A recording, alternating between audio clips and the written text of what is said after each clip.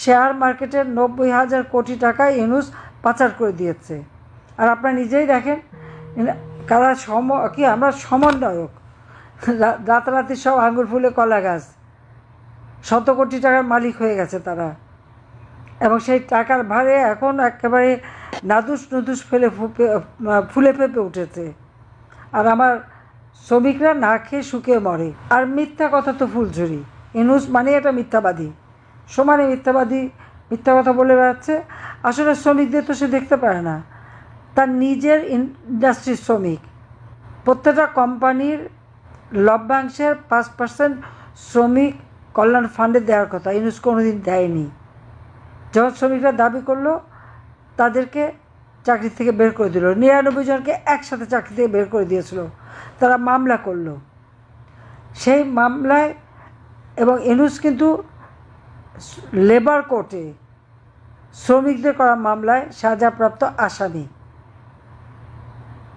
যে একজন শ্রমিকের অর্থ আত্মসাৎ মামলায় সাজাপ্রাপ্ত আসামি লেবার কোর্টে, আজকে সে যখন ক্ষমতায় বসেছে, তো শ্রমিকদের কল্যাণে কাজ করবে কেন? দেশ বিক্রি করতে এসেছে। চট্টগ্রাম পোর্ট বেচবে, করিডোরের নামে বাংলাদেশ বিক্রি করবে, আন্তর্জাতিক আদালতে মামলা করে জয়লাভ করে বিশাল সমুদ্র সীমা অর্জন করি।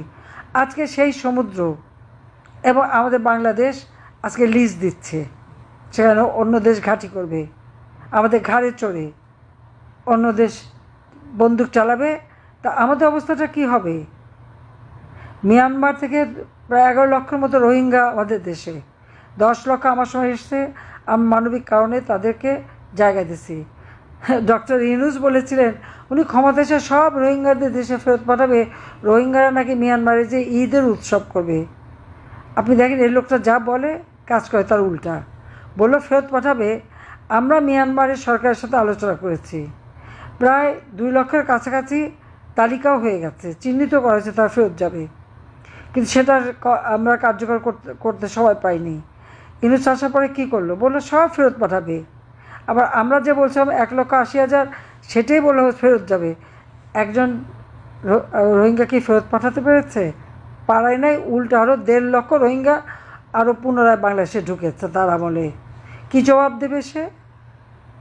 কথা তো বলে এসেছিল লম্বা লম্বা, কাজের বেলায় তো লবডঙ্কা।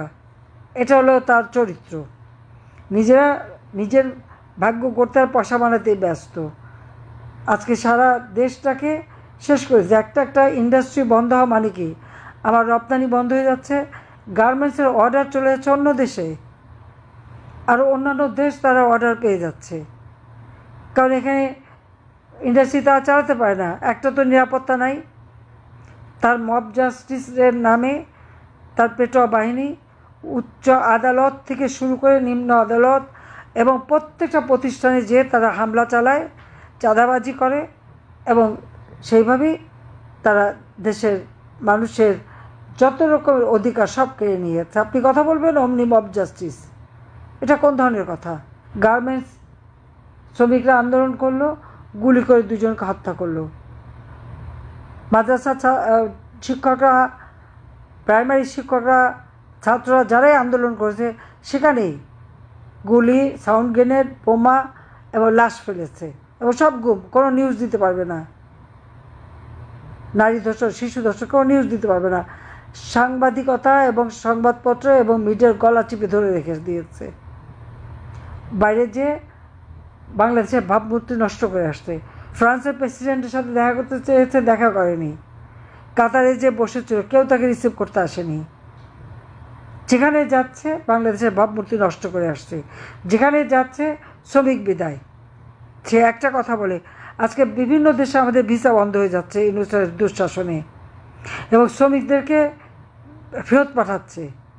সৌদি আরবে ক্রাউন প্রিন্সকে এখানে বাংলাদেশের যখন ইউনূসের ওই মব জাস্টিসটা অপমান করে, সাথে সাথে 26,000 শ্রমিক ফেরত পাঠিয়ে দিয়েছে। ইউএই, কাতার, কুয়েত, সৌদি সব জায়গার দরজা বন্ধ হয়ে গেছে। আজকে শ্রমিকের পেটে লাথি মারা, কৃষকের সব কিছু কেড়ে নেওয়া, আর আমরা রাজনীতিবিদরা তো আছি একটা মামলা দিয়ে হয়রানি করা। যে যখন কথা বলে তার বিরুদ্ধে মামলা আর হত্যা। প্রায় 4-5 লক্ষ আওয়ামী লীগ নেতাকর্মীর বিরুদ্ধে মামলা এবং কারাগারে বন্দি 1,37,000। অপরাধটা কী? এবং সেখানে আমাদের ব্যবসায়ীরা, কতজন ব্যবসায়ীকে বন্দি করে রেখে দিয়েছে। সমস্ত ইন্ডাস্ট্রি এবং তারা কাজ করবে কি, ব্যাংক সিল মেরে দিয়েছে। ব্যাংকে টাকা আনতে যায়, একটা শ্রমিকের বেতন দিতে মোটা টাকা লাগে, তার টাকা রাখা, সে টাকা দেবে না। তো টাকাগুলি গেল কোথায়? সব টাকা মানি লন্ডারিং করে বিদেশে পাচার করে দিয়েছে। কিন্তু এই অবস্থা, দেশ চলতে পারে না। কোথায় বাংলাদেশ নাকি উনি উন্নতি করে দেবেন, সংস্কার করবেন।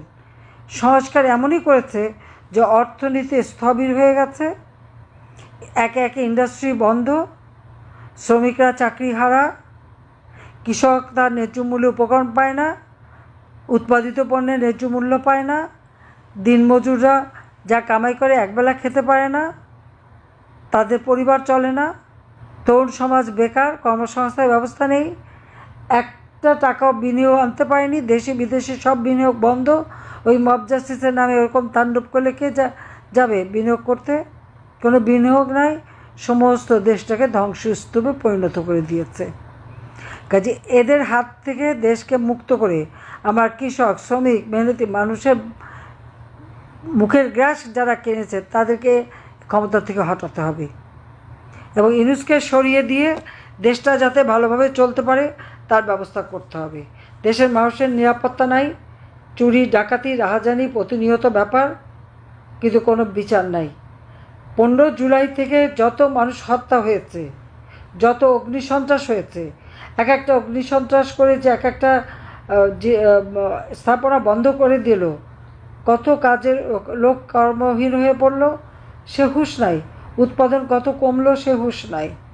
অগ্নিসন্ত্রাস আর ওই যে চাপাতি, চাইনিজ কুড়াল, অস্ত্র, লাঠিসোঁটা নিয়ে মানুষকে খুন করা, প্রকাশ্য দিবালোকে কুপিয়ে কুপিয়ে মানুষ মারা, এই সমস্ত অরাজকতায় সারা দেশ আজকে একটা ভয়, ভীতি, শঙ্কার মধ্য দিয়ে চলছে।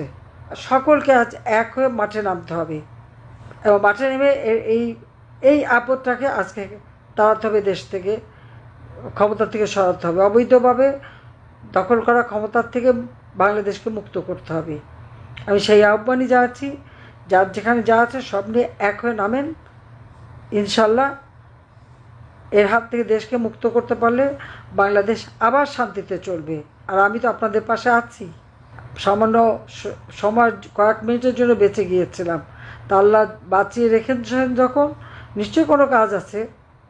প্রত্যেকবারই তো এটাই হয়। 21 আগস্ট গ্রেনেড হামলা করে আমাকে হত্যার চেষ্টা করেছিল এই খালেদা তারেকরা, আর 5ই আগস্ট আমাকে আর রেহানাকে হত্যার পরিকল্পনা করেছিল এই সুদখোর ইউনূস। আবার এই দুই খুনি এক জায়গা হয়েছে, তাদের আবার সমঝোতা হয়ে গেছে। বাহ, চমৎকার! রতনের রতন চেনে আর শিয়ালে চেনে কচু, বাংলাদেশে কথা আছে না? সেই অবস্থা আমরা দেখি। সবাই এক ঐক্যবদ্ধ হয়ে একেবারে ভালোভাবে সকলে মাঠে নামেন, এর হাত থেকে দেশকে রক্ষা করি। জয় আমাদের হবেই। জয় বাংলা, জয় বঙ্গবন্ধু, বাংলাদেশ চিরজীবী হোক।